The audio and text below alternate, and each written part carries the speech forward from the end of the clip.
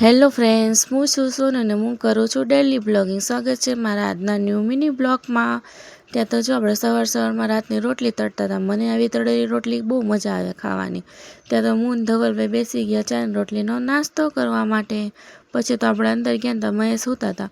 મેં કીધું ભલે હોતા, આપણે જો હંજવાડી લઈ લીધી, શાંતિથી આપણે કામ કરી લઈએ વગર બોલ્યા વગર. પછી તો શું અચાનક મહેશને જવું પડ્યું મૂકવા માટે, કેમ કે એને કામે જવાનું હતું.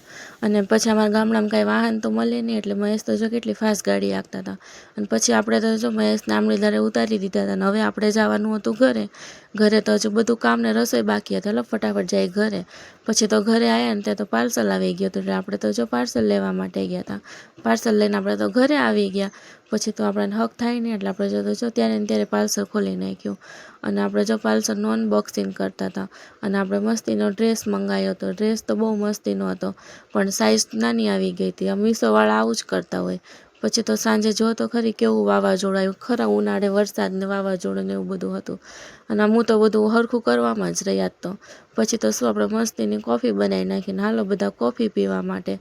અને પછી અમારા ગામડામાં કાંઈ લાઇટ હોય નહીં, વરસાદ આવે એટલે લાઇટ વહી જાય. તો આપણે જો મોબાઈલની લાઇટમાં જ આપણે તો રસોઈ બનાવવાની હતી. ના તો શું કહેવાય, નોરતા હતા, એટલે આપણે જો રવો બનાવતા હતા થાળ ધરવા માટે.